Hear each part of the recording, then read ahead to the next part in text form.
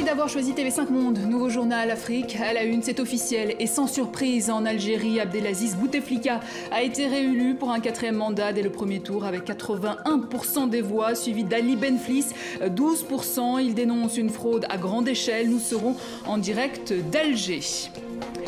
Ebola, c'est désormais 135 morts depuis le début de l'épidémie. Mais Ebola, c'est aussi des dizaines d'équipes médicales qui luttent sans relâche pour circonscrire la fièvre tueuse. Nous irons à l'hôpital Donka de Conakry. Et puis en Côte d'Ivoire, la traque est lancée contre les pilleurs des forêts, ces exploitants clandestins du bois, une activité parallèle qui touche de plein fouet les caisses de l'État, sans parler de la déforestation. Direction Adzopé en fin de journal. L'affaire est dans le sac pour Abdelaziz Bouteflika qui rempile pour un 4e mandat, 81,53%. C'est le nombre de voix qu'il a obtenu, pas de second tour donc en Algérie. Et sans surprise également, l'opposition continue à crier à la fraude. Franck Genozo. Ils n'ont pas tardé à investir le centre-ville. Les partisans d'Abdelaziz Bouteflika affluent vers le cœur d'Alger.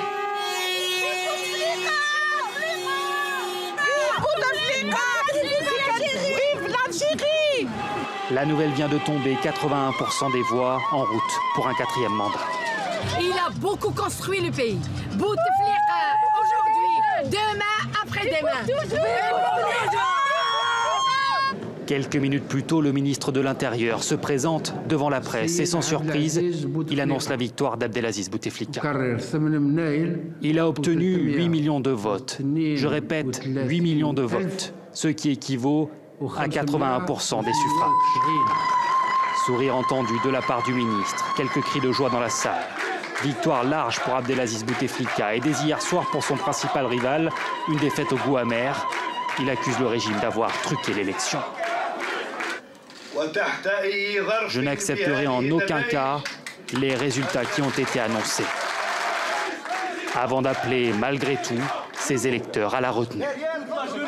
Est-ce que vous avez appelé vos partisans à descendre dans la rue, monsieur Benflis? Je ne l'ai jamais fait. Mais à l'extérieur, ces militants, le cœur lourd, ont bien du mal à accepter cette décision. Bouteflika, il y en a marre de vivre sous ton règne. Tu as fait de nous la risée du monde ce soir. Les Algériens ne se tairont plus. Mettez-nous en prison, ça ne changera rien. Un président qui se déplace en fauteuil, franchement, le monde entier va se moquer de nous. Une colère qui n'a pas été contagieuse aujourd'hui dans les rues de la capitale. Les véhicules anti-émeutes prépositionnés n'ont pour l'heure pas servi. Alger n'a ce soir rien d'une ville prête à s'embraser. Et en direct d'Alger, Slimane Zeguidour, envoyé spécial de TV5 Monde. Slimane, mis à part les quelques explosions de joie des pro-Bouteflika, on l'a vu dans le sujet, visiblement pas de réaction particulière au sein de la population. Non, d'autant plus qu'il faut dire que la plupart des candidats, et même tous, à commencer par Ali Benflis, ont appelé au calme et tout en dénonçant la fraude, se sont quand même adressés à leurs partisans en disant que s'il fallait obtenir un changement, c'est par la voie démocratique et politique et non pas en descendant dans la rue. Néanmoins, si vous voulez, historiquement en Algérie, jamais depuis l'indépendance, une élection présidentielle n'a été un objet de passion, d'attente, de suspense et encore moins de surprise. Par exemple, historiquement, il n'y a jamais eu de second tour dans aucune élection en Algérie. Ce qui veut dire que dans l'inconscient collectif, une élection est beaucoup plus la confirmation, en tout cas c'est comme ça que c'est compris, encore à tort ou à travers, et la confirmation d'un choix préétabli qu'un vrai enjeu électoral. Donc, les gens se sont résignés et puis les 50% d'électeurs qui ne se sont pas déplacés pour aller voter, cela était déjà dans l'indifférence ou dans la résignation. Tout cela fait que, donc, en ce lendemain de vote et en ce jour de victoire officielle et annoncée d'Abdelaziz Bouteflika, Alger est très calme. Et c'est maintenant que les vrais enjeux vont commencer. C'est-à-dire, que va proposer toutes les promesses qui ont été tenues par les amis, les partisans du président Bouteflika, vont-elles être réalisées et concrétisées ou pas? Et d'autre part, dans le camp de l'opposition, et notamment dans Ali Benflis, qui a annoncé vouloir créer un parti politique. Est-ce qu'on va assister à la naissance d'une vraie opposition en Algérie ou pas? Merci beaucoup. Je rappelle que vous étiez en direct d'Alger. On reste donc à Alger où nous sommes en ligne justement avec Ali Benflis, opposant numéro 1 à Abdelaziz Bouteflika, arrivé deuxième lors de ce scrutin. Monsieur Benflis, bonsoir. On a évoqué un taux d'abstention record, mais en même temps, ce chiffre, plus de 80% pour Abdelaziz Bouteflika, et dès la fermeture des bureaux de vote, vous avez dénoncé des fraudes. La volonté populaire a été spoliée. Le suffrage du peuple algérien a été confisqué. Et ce que je vais vous dire, c'est que il est quand même étrange qu'après que le peuple algérien ait découvert la candidature par procuration, parce que le président n'a pas fait campagne, personne ne l'a vu durant la campagne électorale, voilà que le peuple algérien assiste à la campagne électorale, ou a assisté à la campagne électorale par défaut, puisque pas de présence du président candidat. Eh bien maintenant, il va goûter, le peuple algérien va goûter à la présidence par délégation. Je suis plus que jamais déterminé à continuer le combat pour une société de liberté. Nous avons assisté à un hold-up électoral qui constitue à la fois une régression pour l'Algérie et pour son peuple. Par conséquent, je ne peux reconnaître les résultats dont je sais... Vous ne reconnaissez pas les résultats déjà. Alors je vais vous indiquer ce qui s'est passé. Mes surveillants au sein des bureaux de vote, les observateurs, ont été pour certains menacés, d'autres expulsés, certains intimidés et pour certains aussi malheureusement corrompus. Les lignes téléphoniques de mes permanences électorales ont été opportunément, entre guillemets, coupées au moment du dépouillement. Alors, bien avant le jour du scrutin, on a assisté à une instrumentalisation de l'État, le service public, au service du président candidat. Le Conseil constitutionnel a joué le rôle d'une institution alibi, il a été privatisé lui aussi. Le gouvernement de la République algérienne s'est transformé en comité de soutien, c'est une honte. L'administration territoriale, au lieu de respecter son devoir de neutralité, s'est transformée en direction de campagne du président candidat. Le scrutin s'est donc déroulé dans des conditions entachées par une fraude à la fois généralisée et massive. Monsieur Benflis, les résultats officiels vous donnent néanmoins 12%, ce n'est pas rien. Cela fait de vous le deuxième homme, le patron de l'opposition. Qu'est-ce que vous proposez maintenant? Vous n'avez pas appelé vos militants à manifester. Comment allez-vous prolonger votre action? Millions de femmes et d'hommes ont voté pour moi et tout le monde le sait. L'administration le sait, le président le sait.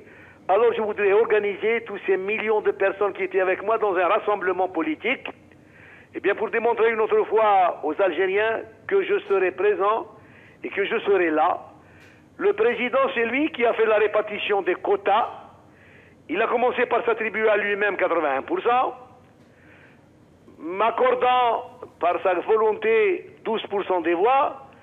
Je dois rappeler que le pouvoir en place a organisé des élections en 2012, des élections législatives, et que le premier parti du pays, qui est le FLN, n'avait obtenu pour l'élection législative que 12% des voix, ce qui a fait de lui le parti majoritaire disposant de plus de 200 députés. Monsieur Benflis, vous dites que vous comptez créer un nouveau rassemblement politique, un nouveau parti peut-être. A-t-il déjà un nom, ce parti? Non, non, c'est un rassemblement que je vais créer. Je n'avais pas de parti politique. J'appartenais au FLN depuis des années, mais je compte organiser un parti, un rassemblement très prochainement. Est-ce que ce parti va regrouper toute l'opposition ou c'est le parti du seul Hadi Benflis? Ceux qui m'ont soutenu, ils se comptent par millions. Vous savez, j'ai fait une grande campagne. Le président a été représenté dans sa campagne électorale par 8 personnes. Et moi seul, j'ai sillonné toutes les wilayas d'Algérie. J'ai rassemblé des millions de personnes. Personne ne croit en cette élection. C'est une vaste fumisterie, c'est un hold-up électoral. Donc ce sera un parti du seul Ali Benflis. C'est un parti ou un rassemblement. L'appellation sera choisie par mes partisans. Nous allons discuter démocratiquement. C'est comme ça que ça se passe à mon niveau. Et ça sera annoncé prochainement, voilà. Ali Benflis, merci. Je rappelle que vous avez obtenu 12% au scrutin présidentiel en Algérie et vous venez de nous annoncer la création d'un nouveau rassemblement, une exclusivité TV5 Monde. Et pour clore le dossier, j'ajoute que le président français François Hollande a souhaité, dans un communiqué, un plein succès à Bouteflika dans l'accomplissement de sa haute fonction. Autre présidentielle en Guinée-Bissau, au lendemain de l'annonce des résultats provisoires, les réactions politiques se multiplient. José Mario Vaz, arrivé en tête du premier tour avec près de 41% des voix, se dit confiant pour le second tour prévu le 12 mai prochain. Il sera face à Nono Nabiam, soutenu par le camp de l'ancien président Feu Kumbayala. Le troisième homme, Paulo Gomes, lui, ne donnera pas de consigne de vote. À Madagascar, une semaine après la nomination du Premier ministre Roger Cool, le nouveau gouvernement d'ouverture a été formé. Au total, 31 ministres, dont 6 femmes. Un pas de plus, sans doute, vers une sortie de crise définitive dans la grande île. Ils étaient 5000 à s'être réfugiés dans l'une des bases de l'ONU au Soudan du Sud, fuyant ainsi les combats interethniques. Et pourtant, ils n'ont pas échappé à cette attaque menée par des hommes armés dans la localité de Bor. Au moins 58 morts et 100 blessés, principalement des civils. L'ONU a donc rappelé aux parties en conflit que toute attaque contre les missions de la paix des Nations Unies constitue un crime de guerre.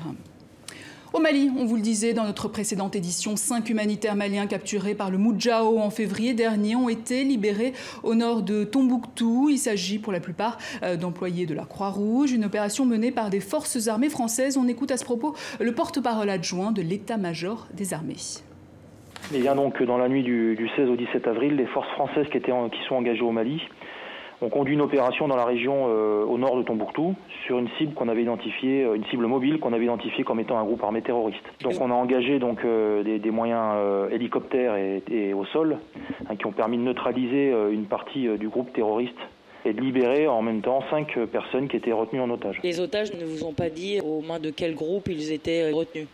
Écoutez, ça ne concerne pas les forces armées françaises, ça concerne le gouvernement malien. Et donc je crois que les otages ont été remis officiellement au gouvernement malien aujourd'hui. Donc là, c'est au gouvernement malien qu'il faut demander.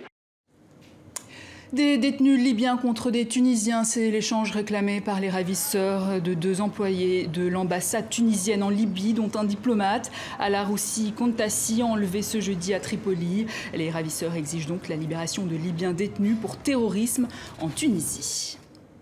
Pendant ce temps, la lutte contre la propagation d'Ebola continue. Le virus a déjà tué 135 personnes, alors que les plus grandes précautions sont prises en Afrique de l'Ouest et surtout en Guinée, foyer de l'épidémie. Nos confrères de France 2 se sont rendus dans le principal centre de soins de la capitale Conakry, où sont traités les cas les plus urgents.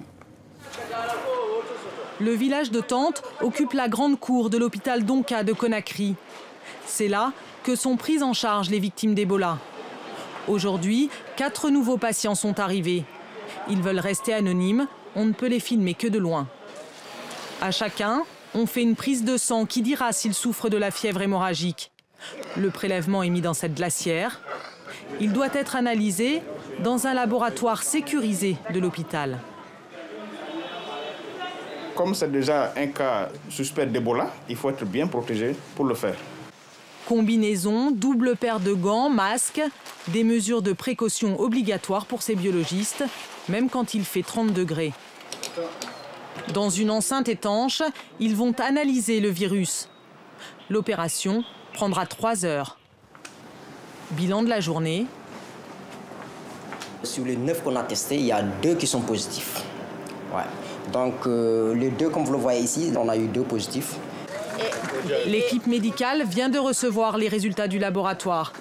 Il va falloir séparer les malades confirmés des autres. Où sont les transfusions et les livres? Et comme ça, c'est la même famille, donc on les met ensemble. Ouais. Mais par contre, il va falloir nettoyer parce que c'est des positifs. Okay. Et là, dans ce cas particulier, ils sont 5 de la même famille. Et il y en a 2 à qui on va annoncer qu'ils sont positifs. Donc, on va déjà séparer un peu la famille. Et effectivement, c'est très compliqué. Dans cette tente, l'équipe médicale se prépare et enfile les équipements de protection. Impossible pour nous d'aller plus loin. Au-delà de cette limite, une zone d'isolation où sont pris en charge les cas suspects et les malades confirmés. Un membre de l'équipe a pris une caméra. À l'intérieur de ce bâtiment, les victimes d'Ebola. Pas de médicaments spécifiques contre ce virus, mais de la réhydratation ou des traitements contre la fièvre pour aider l'organisme à se battre. Dans cette autre chambre, les patients en attente de diagnostic. Bon, j'ai une bonne nouvelle pour toi. Tu vas sortir. D'accord ? Avant la sortie, la procédure est stricte. Rien ne sort sans être désinfecté. Et mon ami, il faut que tu me donnes tous tes habits. Hein ? Moi, je t'en donne d'autres, mais toi, tu dois me donner cela. 3 personnes quittent l'isolement. Même si elles ne sont pas malades, elles ne montrent pas leur visage. Je suis un homme, mais quand j'étais dedans, j'ai eu très peur. Et si ça avait continué comme ça, j'aurais pas tenu. Dans ce centre de prise en charge, en presque 3 semaines, une dizaine de patients sont décédés et 8 sont sortis guéris. 5 milliards de francs CFA, c'est le trou creusé dans les caisses de l'État ivoirien par les coupes illégales de bois. La Côte d'Ivoire a donc décidé d'y faire face. Au-delà des conséquences financières, c'est aussi la déforestation qui inquiète de plus en plus. Anaïs Agbo. Ce genre d'entreprise fait la fierté du ministre ivoirien des Eaux et Forêts.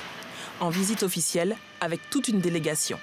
Cette usine, basée à Adzopé, à une centaine de kilomètres au nord d'Abidjan, exploite le bois de la région. Depuis quelques années, les industriels se plaignent de problèmes d'approvisionnement et dénoncent une économie parallèle du bois. L'État souhaite renforcer la lutte contre l'exploitation clandestine. Notre pays ne dispose presque plus de forêts. L'un des facteurs, donc des fléaux de ce mal, c'est le sciage clandestin. Les scieries artisanales d'Adzopé sont directement incriminées. C'est là que l'on trouve le bois coupé illégalement. Les habitants s'en défendent. Ils accusent les industriels de détruire la forêt à leur seul profit, sans se soucier des besoins locaux. Les premiers destructeurs, c'est les industriels. Donc, on ne doit pas totalement mettre le doigt sur les clandestins. Les clandestins, c'est un phénomène nouveau. Mais un manque à gagner dans les caisses de l'État. Le gouvernement ivoirien estime les pertes à plus de 5 milliards de francs CFA chaque année, environ 8 millions d'euros. Ils n'ont pas d'impôts, ils n'ont pas de taxes, ils n'ont rien. Et ils s'en vont, ils coupent, ils viennent, ils vendent. Et des fois même, ils concurrencent les prix que les industriels qui sont installés légalement et qui payent des impôts et qui participent à l'économie du pays, ils les concurrencent. L'exploitation abusive du bois, mais aussi la culture du cacao, premier secteur économique du pays, a accéléré la déforestation. La Côte d'Ivoire a perdu 80% de ses forêts en 50 ans. Voilà, fin de ce journal. Merci à vous de nous avoir suivis. Et pour le reste de l'actualité internationale, rendez-vous sur notre site internet tv5monde.com.